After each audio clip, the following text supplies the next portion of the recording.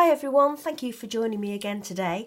I promised in my last video that I would do a journal share of the 2 journals that I received this year as part of my Christmas makes.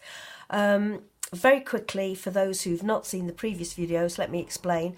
My partner and I, in addition to the presents that we give each other at Christmas, make a set number of presents as well. This year it was 3 presents, and in past years one of my Christmas makes to my partner at request has always been for me to make her a journal. Over the last couple of years though, my partner has also made me a journal. She doesn't make journals at any other time of the year. In fact, she doesn't craft at all. She just watches what I do, watches over my shoulder a couple of my favourite YouTube artists, and as I say, over the last couple of years she has made me a journal as one of my Christmas makes. But this year she has done me absolutely proud, done proud as we call it, because she made me 2 journals. We decided to do something slightly different this year. We decided that we would use this book, and we both picked up a copy in a charity shop for a couple of quid, and both copies were quite well worn and distressed, but we love the illustrations that Peter Weavers did in this journal, in this book. I'll turn it over, show you the ISBN number in case anybody is interested. You can still get this book. This actually is a new copy, because I absolutely loved the illustrations in this book. I mean, the cover gives it away in the first place, but when you go inside, just look at some of these beautiful images, and they're all throughout the book, obviously, but they're just lovely. And when we saw 2 relatively trashed copies in a charity shop, I suggested, why don't we both buy a copy of the book and do our own interpretation of a journal using these images. I should warn you, this book is still subject to copyright, so you wouldn't be able to use it to make an Alice in Wonderland journal that you were going to sell. But because we were just making the journals for each other, using the same book but with our own ideas and interpretation, it didn't matter. So just a little bit of a warning, it is subject to copyright. So these are the journals I got this year, and this one is the Alice in Wonderland journal. So what I'm going to do is I'm going to do a video firstly of this little one that Maggie, my partner, did for me, and I'll do a separate video showing this one. Okay, so this is a tiny little one. I haven't measured it. It's probably about 5, is it 5? No, it's oblong, so it's going to be about 4.5 by 5, I would say. The closure that she's done for me is some crochet cotton, which she has plaited and just put a little loop on one end. Where are we? There we go. And threaded it through. The cover is cardboard that she has covered with book pages, and then she's done some layering on the front, some collaging on the front using painter's masking paper, some indenture paper, which you've seen in my indenture book of old deeds, and then this is some handmade paper with some seed pods and petals and leaves in it. She has hand stitched this because she wasn't comfortable about using the sewing machine. I think she was more afraid of my wrath in case she trashed my sewing machine. She's not, as I say, she's not a crafter. She doesn't sew. She doesn't knit. So I mean, it's amazing what she's done. So she's hand stitched it. It's 5-hole pamphlet stitch, 1, 2, 3, 4, 5, 5-hole pamphlet stitch that she's done, and she's gone on YouTube and she's watched how to do that, and then she's used washi tape all the way around and inked it to get a little bit of colouring around the edges, and some more of that beautiful handmade paper, and more hand stitching at the side.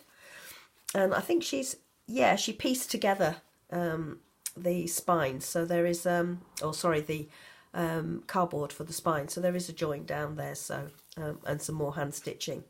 And then if we go into the journal, there's a side pocket and a tag that she's made there with some 2-ply wool. She's done some layering here and some stitching of book page, and that's machine stitch, so she's obviously got on the machine at some stage, and more machine stitching. There's some random stamping. This is Stamping Up French script stamp from my stash. All the stuff is from, I call it my craft room. It's obviously our craft room because we're partners and everything is shared. Actually, I did see a craft room tour video online the other day, and the lady was very proudly showing off her new craft room in the basement of her house. I'm sorry, I can't remember.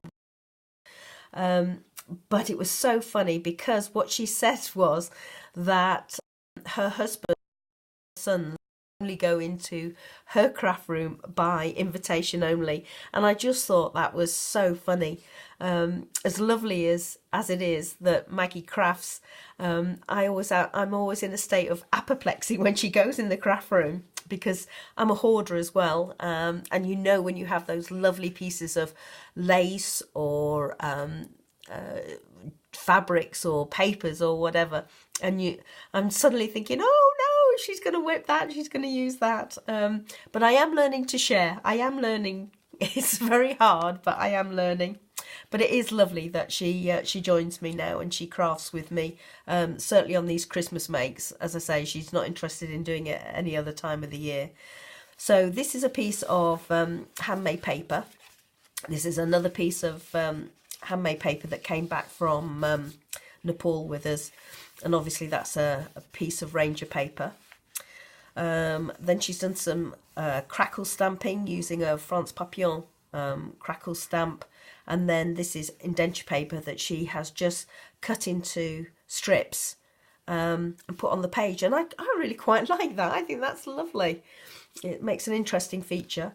Then she's done some hand stitching here, put a button on, and just some washi, and she's hand torn. No, she didn't. She used the tearing ruler, but on the rough side to tear this ledger paper. Whoops. Then she's made me a little pocket here with another little tag, and she's put on it Christmas 19 there, and she's collaged across the corner a little ticket. Sorry, lost the words there. Then there's a little bit of botanical journal book page there.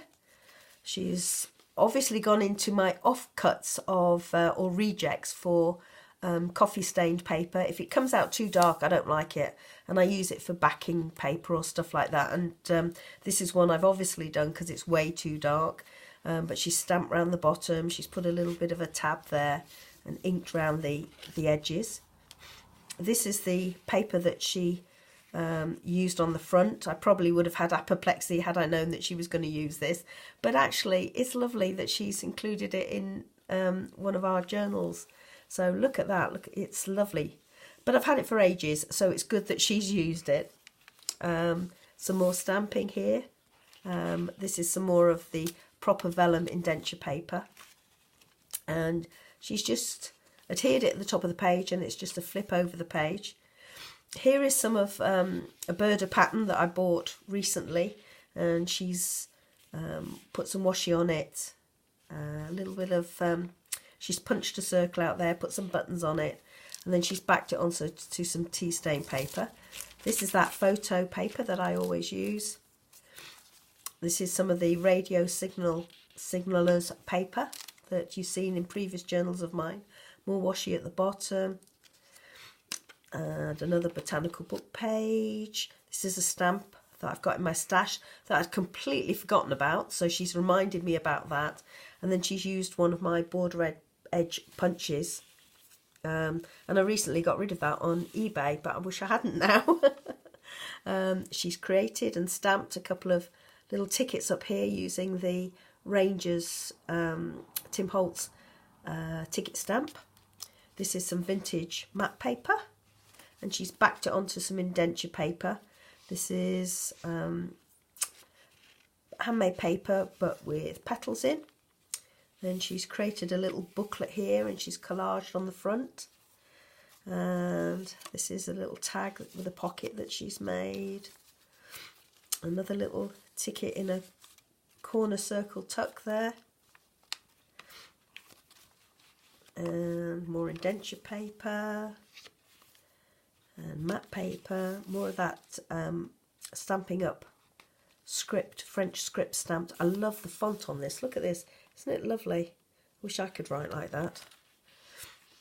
And more botanical paper. And then she's done a little hand-stitched pocket at the bottom. Made me a little booklet with ledger paper. And hand-stitched it. Oh. And hand-stitched down the side of this book page. Just trying to see which book she snaffled that from, but I don't recognise. No, don't recognise it. And she stitched it to the signaler's paper. There's a big pocket at the top there. Nothing in it. And then this is a stamp that I've got, and she's stamped over and over again on this brown painter's masking paper, which, as you know, I love, and I usually use it double thickness and stitch it together. She's used it as a flip up, single thickness, and stamped all over it. And you know, I love that. I think that's absolutely gorgeous, and I'm definitely going to use that idea in my next bird journal, so be warned.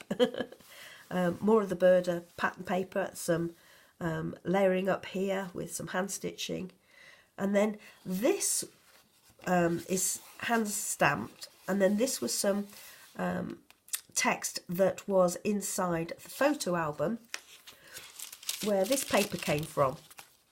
And I've just had this on one side because I liked it, but I didn't know when I was going to use it. I just think that's quite lovely sentiments there.